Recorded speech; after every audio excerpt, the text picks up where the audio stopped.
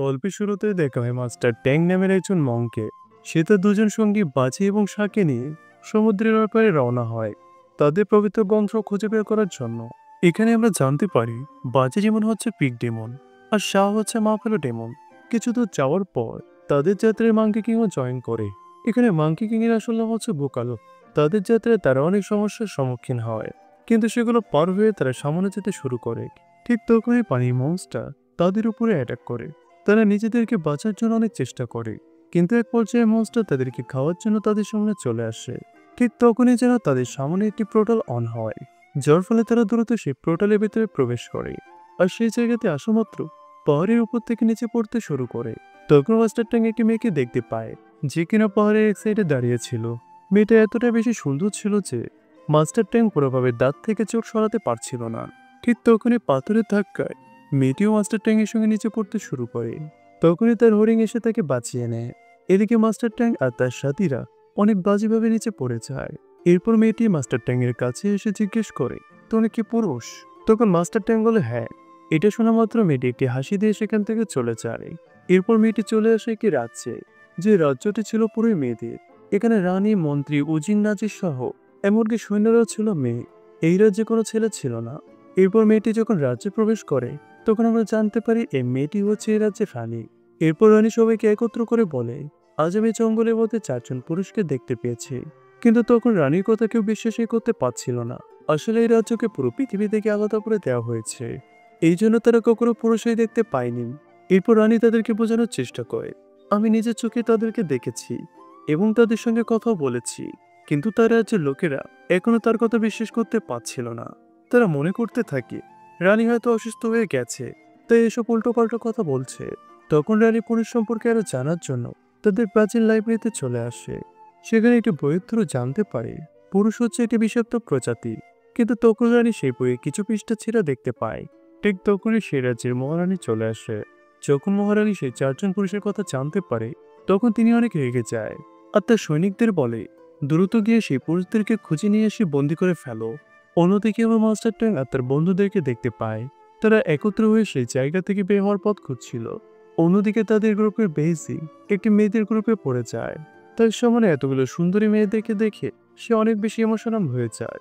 ফলে সে দ্রুত নিজের দেহকে চেঞ্জ করে একটি সুদর্শন পুরুষের রূপ নেয়।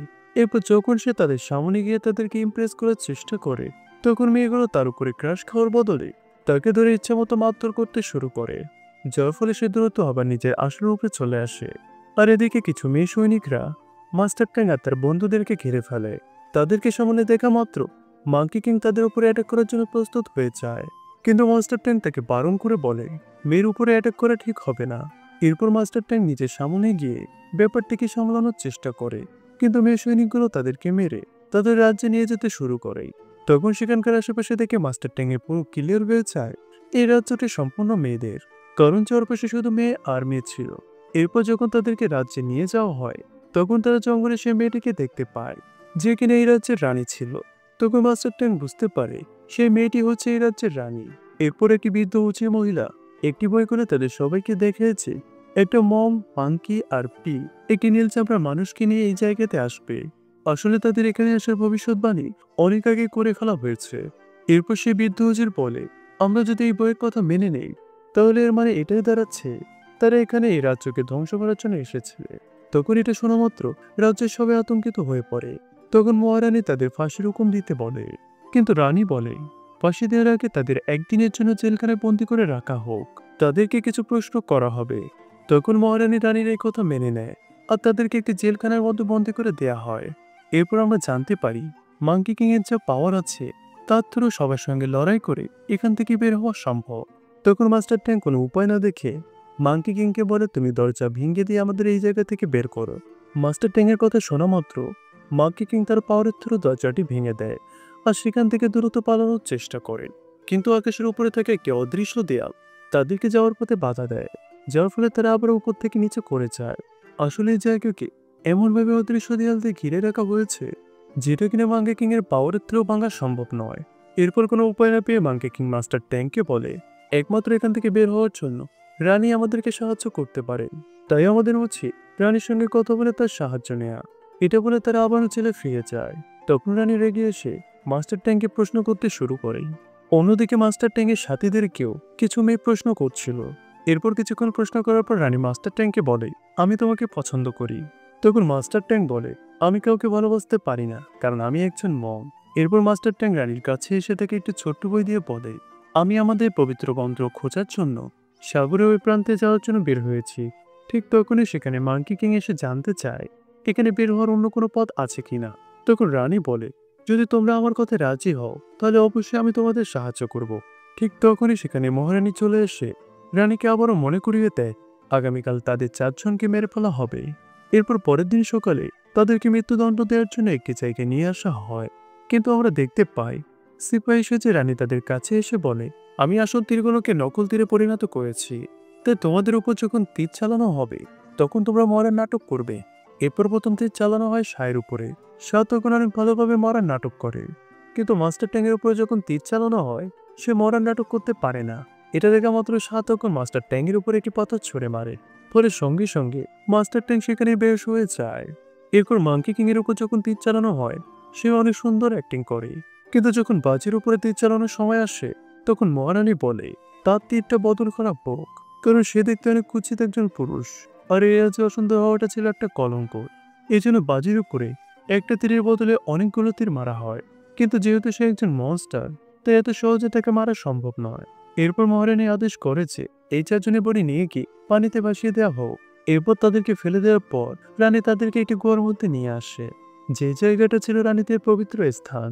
তখন রানী তাদেরকে বলে, এই রাজ্য থেকে বের হওয়ার সঠিক কোনো পথ এখনো আমি জানি না, কারণ এই রাজ্য থেকে কখনোই কেউ বাইরে যাওয়ার চেষ্টা করেনি। কিন্তু রানী এটাও বিশ্বাস করতো যে তাদের ওই প্রাচীন যে পৃষ্ঠগুলো ছেঁড়া ছিল, হয়তো সেখানে এখান থেকে বের হওয়ার কোনো পথ লুকিয়েছিল। তখন এটা শুনে মাঙ্কি কিং বলে, তোমাদের এই নিরাপদ স্থানে হয়তো কোনো সুযোগ খুঁজে পাওয়া যেতে পারে। এরপর মাঙ্কি তার পাওয়ার ব্যবহার করে সে হারিয়ে যাওয়া পৃষ্ঠাগুলো খুঁজে বের করার চেষ্টা করে। সৌভাগ্যবশত অল্প কিছুক্ষণের মধ্যে মাঙ্কি কিং সেই পৃষ্ঠাগুলো খুঁজে পেয়ে যায়। এরপর সে পৃষ্ঠাগুলো এনে ট্যাঙ্কে দেয়। ট্যাঙ্ক সেগুলো পরে বুঝতে পায় যে মেয়ে প্রেমের আসল মানে বুঝতে পারবে সে এখান থেকে বের হয়ে যেতে পারবে। তখন মাস্টার ট্যাঙ্ক বলে, প্রেম সম্পর্কে আমার কোনো ধারণা নেই। তখন এটা শুনে ওখানে তাকে একটা মেয়ে বলে, এই রাজ্যের এক রানীর সঙ্গে একটা ওয়াটার বয়ের প্রেম হয়ে গিয়েছিল, যে ওয়াটার বয় ছিল অন্য কোনো রাজ্যের। যেহেতু তারা দুজন আলাদা আলাদা জগৎ থেকে ছিল তাই তারা চাইলেও ফিজিক্যালি মিট করতে পারতো না। এই জন্য তারা মেন্টালি মিট করা শুরু করে দেয়। কিন্তু এরপরে কি হয়েছিল সেটা এখন পর্যন্ত কেউ জানে না। ঠিক কিছুক্ষণের মধ্যে আমরা দেখতে পারি মাস্টার ট্যান, বাজি আর শাওয়ের পেট ফুলে যায়। তখন তাদেরকে দেখে সবাই জোরে জোরে হাসতে শুরু করে, আর এর পাশাপাশি হাততালি দিতে থাকে। মেয়েগুলো তাদেরকে বলে, তোমরা এই পবিত্র জায়গায় পানি নিয়েছো আর এই জন্য তোমরা প্রেগনেন্ট হয়ে গেছো। আসলে এই ঘটনার মাধ্যমে আমরা জানতে পারি পুরো বিষয়টি। এই রাজ্যে যত মেয়ে আছে তারা এই পবিত্র পানি খেয়ে প্রেগনেন্ট হয়, আর এভাবে তাদের ধারা চলে আসছে। তখন রানী তাদেরকে এটাও বলেছে তোমাদের বাচ্চা হতে আর মাত্র 9 দিন বাকি আছে। তখন একটি দাসী বলে ওঠে, আমি এমন একজন মহিলাকে চিনি যে কিনা প্রেগনেন্সির সমস্যা সমাধান করতে পারে। তার কাছে এমন একটা ওষুধ আছে যেটা প্রেগনেন্সিকে নষ্ট করে দেয়। এরপর সেই দায়িত্বটি মাঙ্কি কিংকে দেয়া হয়। মাঙ্কি কিং অনেক খোঁজাখুঁজির পর ফাইনালি সেই মহিলার বাসা খুঁজে পায়। এরপর মাঙ্কি কিং সেই মহিলার কাছে প্রেগনেন্সি নষ্ট করার ওষুধ চায়, কিন্তু সেই মহিলা মাঙ্কি কিংকে জানায় যে প্রেগনেন্সি নষ্ট করার ওষুধ তৈরি করতে 100 বছর সময় লাগবে। কিন্তু মাঙ্কি কিং এরপরও রিকোয়েস্ট করে সেই মহিলার কাছে মেডিসিন চাচ্ছিল। তখন সেই মহিলা মাঙ্কি কিংকে বলে যে ঠিক আছে, যদি তুমি আমাকে কষ্ট দিয়ে আমার চোখ থেকে পানি বের করতে পারো তবে তুমি সেই পানি দিয়ে যে কোনো প্রেগনেন্সি নষ্ট করতে পারবে। এটা শোনার পর মাঙ্কি কিং দ্রুত তার জীবনের কাহিনী শোনায়। মাঙ্কি কিং বলেন, আমি একসময় খুব খারাপ মানুষ ছিলাম, কিন্তু তখনই মাস্টার ট্যাং আমাকে তার স্টুডেন্ট বানিয়ে নিয়েছে। এরপর থেকে আমি সিদ্ধান্ত নিয়েছিলাম যে জীবনে যাই হয়ে যাক না কেন আমি কখনোই তাকে ধোকা দিব না। এরপর আমরা দেখতে পাই এই গল্পটি শোনার পর মহিলাটি ইমোশনাল হয়ে যায় আর তার চোখ থেকে পানি পড়তে শুরু করে। তখন মাঙ্কি কিং দ্রুত একটি পাত্রের থ্রু তার চোখের পানিগুলো নিয়ে নেয়। অন্যদিকে আমরা ট্যাঙ্কে দেখতে পাই যে কিনা এখনো বিশ্বাস করছিল না সে একটা বাচ্চাকে জন্ম দিবে। তখন রানী তাকে বোঝাইছে, দেখো বাচ্চা জন্ম দেওয়া খারাপ কিছু নয়, কিন্তু বাচ্চাকে মেরে ফেলা এটাই হচ্ছে সব থেকে বড় অপরাধ। তখন এটা শোনার পর মাস্টার ট্যাং ইমোশনাল হয়ে যায়, ফলে সে সিদ্ধান্ত নেয় যে সে যেভাবেই হোক বাচ্চা জন্ম দিবে। ঠিক তখনই মাঙ্কি কিং বাচ্চাকে মেরে ফেলে সেই ওষুধ নিয়ে আসে। যখন মাঙ্কি কিং সেই ওষুধ তাদেরকে খেতে বলে তখন মাস্টার ট্যাংয়ের পাশাপাশি বাকি দুজন বলে আমরা এই ওষুধ খাবো না, কারণ আমরা বাচ্চাকে জন্ম দিতে চাই। তখন এটা শোনার পর মাঙ্কি কিং অনেক বেশি রেগে যায়, কারণ যদি মাস্টার ট্যাং বাচ্চাকে জন্ম দেয় তাহলে সে তার লক্ষ্য থেকে অনেক পিছিয়ে যাবে। তাই সে দ্রুত তার পাওয়ার ইউজ করে ওখানে থেকে সবাইকে ফ্রিজ করে দেয়। আর এই সুযোগে বিষাক্ত ওষুধটি তাদের তিনজনকে খাইয়ে দেয়। কিন্তু মাস্টার ট্যাঙ্ক তার বাচ্চাকে হারিয়ে অনেক বেশি কষ্ট পায়, যার ফলে তার ধর্মের যে বাণীগুলো আছে সেইগুলো মাটির উপরে লিখতে শুরু করে। আসলে ছোটবেলা থেকে ট্যাঙ্ক তার রাগ কমানোর জন্য এভাবে মাটিতে লিখতো। তখন আমরা দেখতে পাই রানীও তার সঙ্গে বাণীগুলো লিখতে শুরু করে। তারা লিখতে লিখতে অনেক দূরে চলে আসে, আর সেখানে তাদের দুজনকে একটি ছোট্ট মেয়ে দেখে ফেলে। এখানে আমরা জানতে পারি এই মেয়েটি হচ্ছে মহারানীর পাঠানো একটি দূত, যার উপরে আদেশ ছিল যে সে যেন সবসময় রানীর উপরে নজর রাখে। এরপর আমরা দেখতে পারি সে ছোট্ট মেয়েটি মহারানীর কাছে গিয়ে সব সত্য বলে দেয়, যার ফলে মহারানী তার সৈন্যদেরকে নিয়ে এসে তাদের সবাইকে গ্রেফতার করে। কিন্তু রানী মহারানীর কাছে রিকোয়েস্ট করে যে তাদেরকে যেন গ্রেফতার করা না হয়, কিন্তু ট্যাঙ্ক রানীকে বোঝায় এইসব কিছু বাদ দাও আর তাদেরকে আমাদেরকে নিয়ে যেতে দাও। এরপর আমরা দেখতে পারি শুধু মাস্টার ট্যাঙ্ককে গ্রেফতার করে একটি জায়গাতে নিয়ে আসা হয় আর তাকে নৌকায় করে সমুদ্রের মাঝে ভাসিয়ে দেওয়ার জন্য প্রস্তুত হয়।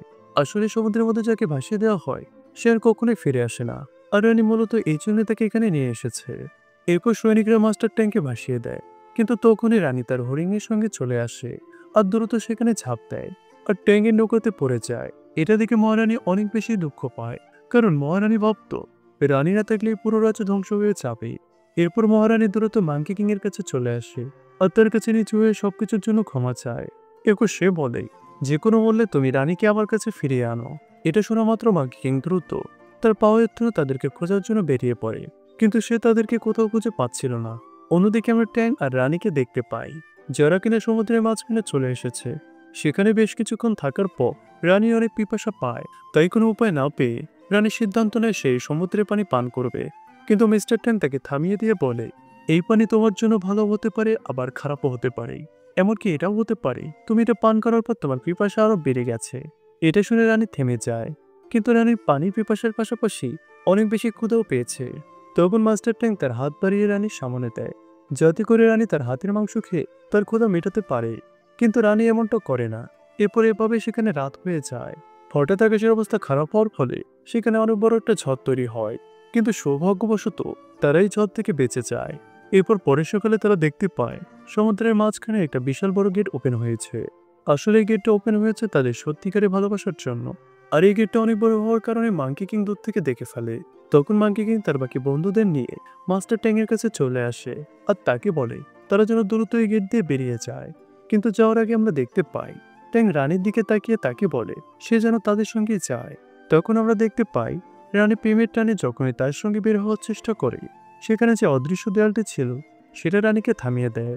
আসলে এই রাজ্য থেকে রানীর বের হওয়ার কোনো অনুমতি নেই, কিন্তু এরপরও রানী যখন জোর করে বের হওয়ার চেষ্টা করছিল তখন সঙ্গে সঙ্গে রানী থেকে শুরু করে সেই রাজ্যের সকলে পাথরে পরিণত হয়। মিস্টার ট্যাং যখন এটা দেখতে পায় সে তখন দ্রুত এসে রানীকে জড়িয়ে ধরে সেখান থেকে সরিয়ে দেয়, যার ফলে আবারও তাদের রাজ্য ঠিক হয়ে যায়। এরপর আমরা সমুদ্রের নিচে একটি ওয়াটার বয়কে দেখতে পাই। এটা হচ্ছে সেই ওয়াটার বয় যার গল্প আমরা কিছুক্ষণ আগে শুনেছি। এরপর যখন সে সেই গেটটা দেখতে পায় তখন সে তার প্রেমিকাকে পাওয়ার জন্য দ্রুত করে নারীদের রাজ্যে চলে আসে। এরপর সিন চেঞ্জ হয়ে মহারানী যখন রানীর সেবা করছিল তখন তার অতীতের কথা মনে পড়ে যায়। যখন সে ছোট ছিল তখন রানী মা রানীকে কোলে দিয়ে বলেছিল সারা জীবন আমার মেয়ে দেখাশোনা করবে। ঠিক তখনই আমরা এটাও জানতে পারি মহারানী সেই ওয়াটার বয়ের সঙ্গে প্রেম করেছিল, আর যেহেতু তার কাছে একটা বাচ্চা চলে এসেছিল তাই সে সেই বাচ্চাকে দেখাশোনার জন্য তার ভালোবাসাকে ত্যাগ করেছিল, আর তার সম্পর্ক শেষ করে দিয়ে রানীকে দেখাশোনার জন্য রাজ্যে আবার ফিরে আসে। এদিকে আমরা মাস্টার ট্যাংকে দেখতে পাই। তখন মাস্টার ট্যাং সিদ্ধান্ত নেয় যে যতক্ষণ না রানী সুস্থ হবে ততদিন পর্যন্ত সেইখান থেকে যাবে না। এরপর সে পবিত্র স্থানে রানীর জন্য প্রার্থনা করতে শুরু করে। ঠিক তখনই তার কাছে দয়ার দেবী চলে আসে, আর সে ট্যাংকে বলে যেহেতু তুমি রানীকে পছন্দ করো এতে তোমার কোনো দোষ নেই, কিন্তু তোমাকে এখানে সিদ্ধান্ত নিতে হবে তুমি রানীকে চাও না পুরো দুনিয়াকে। এরপর সিন চেঞ্জ হয়ে মিস্টার ট্যাং যখন রানীর কাছে চলে আসে তখন আমরা দেখতে পারি সবাই রানীর সুস্থতার জন্য প্রার্থনা করছে। ঠিক তখনই সেখানে ওই ওয়াটার বয় চলে আসে। এই ওয়াটার বয় মহারানীর প্রেমের জন্য বিগত 20 বছর অপেক্ষা করেছে। এরপর যখনই সে মহারানীকে কাছে দেখতে পায় সঙ্গে সঙ্গে মহারানীকে প্রপোজ করে ফেলে। এরপর সে মহারানীকে বলে সে যেন তার সঙ্গে তার জগতে চলে আসে, কিন্তু যেহেতু মহারানীর দায়িত্ব হচ্ছে রানীকে দেখাশোনা করার তাই সে সঙ্গে সঙ্গে তার প্রেমিককে না করে দেয়। তখন এটা শুনে ওয়াটার বয় অনেক বেশি রেগে যায়, আর সে সিদ্ধান্ত নেয় সে তার পাওয়ার দিয়ে এই পুরো রাজ্যকে ধ্বংস করে ফেলবে। এরপর আমরা দেখতে পাই সে রানী আর ট্যাংকে নিয়ে সেই জায়গা থেকে যেতে শুরু করে, কিন্তু তখনই সেখানে মাঙ্কি কিং চলে এসে রানী আর ট্যাংকে বাঁচিয়ে নেয়।